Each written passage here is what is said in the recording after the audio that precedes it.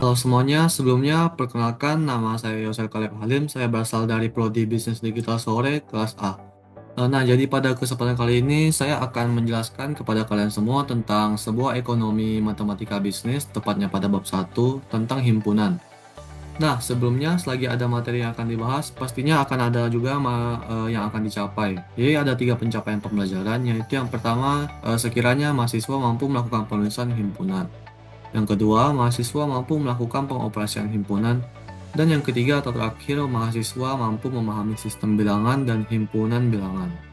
Nah, masuk ke dalam awalan, sebelum jauh lebih lanjut tentang himpunan, kita harus mengetahui terlebih dahulu apa itu himpunan sendiri dan konsepnya itu bagaimana. Jadi, himpunan itu atau kita bisa disebut juga sebagai set, itu adalah sebuah kumpulan objek-objek yang berbeda dengan objek di dalam himpunan itu seperti elemen, unsur, atau anggota.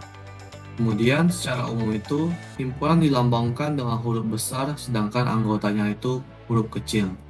Oke, next. Jadi himpunan itu juga bisa disajikan dengan berbagai simbol-simbol baku seperti berikut. Nah, untuk huruf P besar melambangkan himpunan bilangan bulat positif seperti 1, 2, 3, dan seterusnya. Untuk N melambangkan himpunan bilangan alami atau natural seperti angka 1, 2, dan seterusnya. Sedangkan untuk huruf Z dilambangkan untuk himpunan bilangan bulat dari minus sampai plus, asalkan masih termasuk bilangan bulat. Kemudian huruf Q besar untuk himpunan bilangan rasional, R untuk melambangkan himpunan bilangan real, dan C untuk himpunan bilangan kompleks. Kemudian selanjutnya juga ada himpunan universal atau yang bisa disebut juga sebagai semesta yang dapat disimbolkan dengan huruf U besar. Nah, contoh nih, misalkan terdapat himpunan semesta U dengan berisi 1, 2, 3, 4, 5. Nah, maka himpunan A-nya itu adalah 1,1, 3, dan 5 karena himpunan A itu pasti ada di dalam himpunan universal ini. Next, kemudian selain dari simbol-simbol baku tadi, penyajian himpunan juga bisa dalam bentuk notasi pembentuk himpunan dalam bentuk umum seperti kurung kerawal, lalu garis syarat yang dipenuhi oleh X, kemudian tutup kurung kerawal. Nah, bagi yang belum mengerti nih, contohnya ada seperti di layar. Jadi misalkan A adalah himpunan bilangan positif yang kurang dari 5. Jadi maka notasi pembentuknya itu bisa terus seperti ini.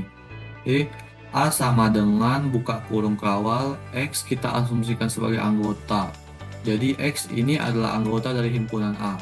Maka syarat yang tadi yang harus dipenuhi itu dituliskan X elemen atau bagian dari P. Karena tuh P melambangkan bilangan bulat. Karena yang di bawah 5 ini masih bilangan bulat kan.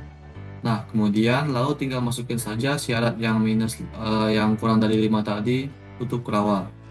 Lalu kesimpulannya itu berarti ekuivalen dari A itu adalah sebuah angka 1 sampai 4 karena bilangan-bilangan positif yang ini tadi lebih kecil dari 5 yang telah disyaratkan tadi.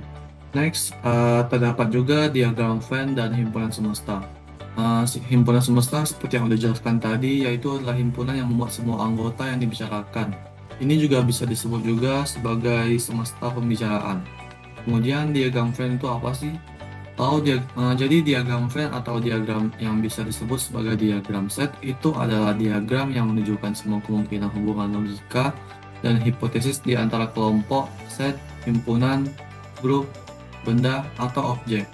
Nah, terdapat contoh seperti di bawah. Jadi misalnya ada himpunan semesta U yang berisi huruf 1 sampai 8. Kemudian juga terdapat ada himpunan A yang berisi angka 1, 2, 3, 5, serta B 2, 5, 6, 8. Maka diagram Venn-nya itu bisa digambarkan seperti ini. Nah, kenapa angka 2 dan 5 itu di tengah? Karena angka 2 dan 5 ini terdapat pada himpunan A dan B. Jadi intinya itu mencari angka yang sama dan diletakkan di tengah. Kemudian untuk angka yang masing-masing ada di A dan B dan dituliskan di masing-masing tempatnya, sedangkan yang tidak ada di luar. Next juga ada himpunan kosong. Jadi himpunan kosong ini adalah himpunan yang tidak mengandung anggota atau yang dinamakan himpunan kosong. Dilambangkan dengan huruf kosong atau kurung kerawal kosong. Contohnya ya seperti ini. Jadi himpunan kosong itu adalah himpunan bagian dari setiap himpunan. Oke, next masuk ke dalam lambang-lambang dalam teori himpunan. Jadi terdapat beberapa lambang-lambang yang bisa digunakan dalam teori himpunan. Yaitu yang pertama lambang seperti E ini atau bisa diartikan sebagai elemental. Jadi contoh penggunaannya itu adalah misalnya X elemental elemen A. Maka bisa diartikan tuh jadi objek X ini adalah anggota dari himpunan A. Yang intinya ini menghubungkan sebagai untuk anggota dan himpunan. Kemudian juga yang kedua terdapat simbol seperti huruf C ini bisa diartikan sebagai himpunan bagian subset. Nah, contoh penggunaannya itu misalnya A subset B. Jadi ini dapat diartikan bahwa A ini adalah himpunan bagian dari B. Jadi ada himpunan dalam himpunan. Kemudian juga terdapat lambang yang ketiga yaitu seperti huruf U. Nah, jadi gambar yang ketiga ini mengartikan sebagai gabungan atau union. Nah, contohnya misalkan A union B. Nah, jadi maka artinya itu adalah himpunan ini adalah gabungan dari antara himpunan A dan B. Himpunan A dan B itu digabung. Lalu juga ada terdapat lambang keempat yaitu seperti huruf N ini yang bernama irisan atau intersection. Jadi contoh penggunanya itu misalkan A irisan B, maka dapat diartikan tuh irisan A antara B. Jadi kita mencari irisan atau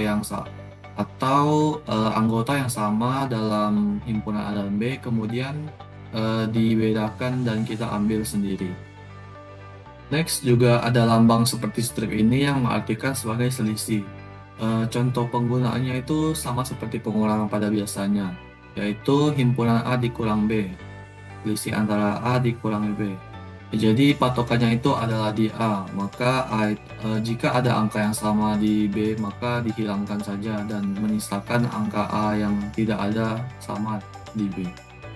Kemudian ada lambang juga strip di atas ini atau A pangkat C. Artinya itu sebagai pelengkap A.